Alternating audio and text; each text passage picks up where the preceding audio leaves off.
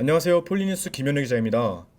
한 주간의 이슈를 짚어드리는 뉴스 브리핑 시간입니다. 폴리뉴스에서는 독자분들에게 한 주간 나왔던 주요 기사를 개인별 문자를 통해 보내드리고 있습니다. 저희 폴리뉴스 모닝 브리핑은 폴리뉴스 홈페이지를 통해 신청하실 수 있습니다. 먼저 2주 나왔던 주요 기사를 짚어보겠습니다. 먼저 폴리뉴스 정치부 뉴스입니다. 지난 8일 이슈입니다. 최근 국회에서 헌정사상 최초로 법관 탄핵소추안이 통과됐습니다. 야권은 김 대법원장의 사퇴를 요구하며 비판했고 여당은 김 대법원장 개인의 처신 문제와 임판사 탄핵은 별개라며 맞서고 있습니다. 지난 7일 폴리뉴스 유튜브 채널 폴리TV에 업로드된 김능구의 전국진단을 통해 자세한 내용 확인하실 수 있습니다. 다음 뉴스입니다. 2021년 새해를 여는 사람들 특집으로 폴리뉴스는 홍기빈 칼폴라니 사회경제연구소 소장을 만났습니다.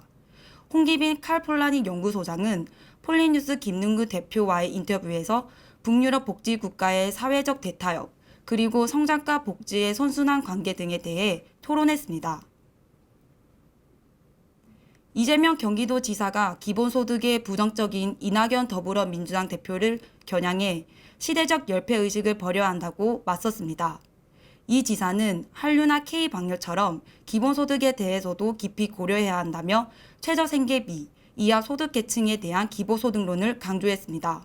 지난 9일 폴리뉴스 정치부 뉴스입니다. 여론조사 기관 리얼미터에서 실시한 정당 지지도 조사 결과 국민의힘이 서울과 부산, 울산, 경남에서의 지지율 상승에 힘입어 더불어민주당의 오차범위내 격차로 다시 앞섰다고 8일 밝혔습니다. 국민의힘은 31.8%, 더불어민주당은 30.9%의 지지도를 기록했습니다. 오는 4월 7일 서울시장 보궐선거 여론조사에서 야권은 안철수 국민의당 대표, 나경원, 오세훈 국민의힘 후보 등이 단일화를 할 경우 더불어민주당 박영선 후보와는 경합했고 우상호 후보에는 우위를 보인 것으로 조사됐다고 8일 밝혔습니다. 윤석열 검찰총장을 야권 대선 주자로 가정하고 이낙연 더불어민주당 대표, 이재명 경기도지사와 각각 가상대결 여론조사를 실시한 결과 두 경우 모두 오차범위 내 격차로 우열을 가리기 어려운 결과가 나왔다고 9일 경남메일이 전했습니다. 이수봉 민생당 비대위원장은 지난 4일 폴리뉴스가 진행한 김능구의 전국진단 인터뷰에서 민생당의 정치 철학인 제3정치경제론을 강조하며 민주화 운동에 참여한 운동권 세력들이 우리 사회의 문제를 해결하는 것이 아니라 오히려 포섭됐다고 지적했습니다. 여론조사 전문기관 한국사회여론연구소가 실시한 오는 4월 부산시장 보궐선거 여야 가상대결에서 더불어민주당 김영춘 예비후보와 국민의힘 박형준 예비후보가 맞붙을 경우 박 후보가 우위를 나타냈고 국민의힘 이원주 후보와의 가상대결에서는 우세한 것으로 조사됐다고 프레시안이 9일 보도했습니다. 지난 8일 경제부 뉴스입니다. 변창흠 국토교통부 장관이 이사 대책에 대해 개발 이익과 약자 보호가 조화를 이루어야 된다고 밝혔습니다. 개발 이익을 공유하고 취약계층을 보호하는 책임자 역할을 나서겠다고 말했습니다. 변 장관은 또 사업구역 내 신규 매입 체결과 지분 쪼개기를 한 경우 우선 공급권을 부여하지 않고 현금 청산할 계획이라고도 설명했습니다. 김종인 국민의힘 비상대책위원장이 지난 1일 가덕 신공항 사업 지지 의사를 밝혔습니다.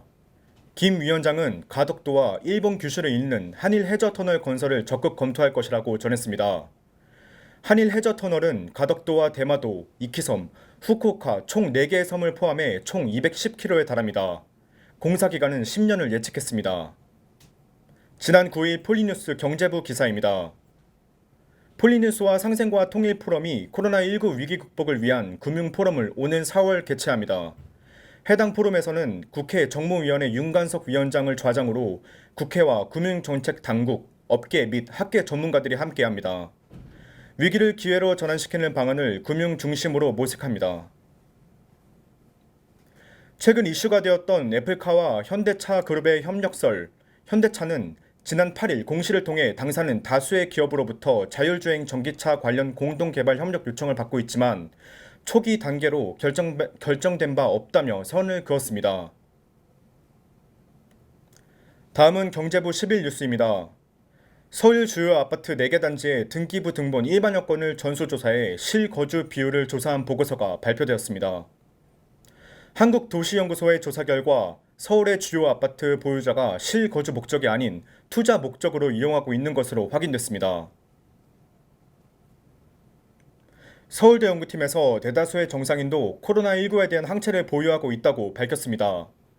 연구팀은 코로나19에 감염되지 않은 정상인들도 바이러스 항체를 보유하고 있다며 이 같은 연구 결과를 발표했습니다.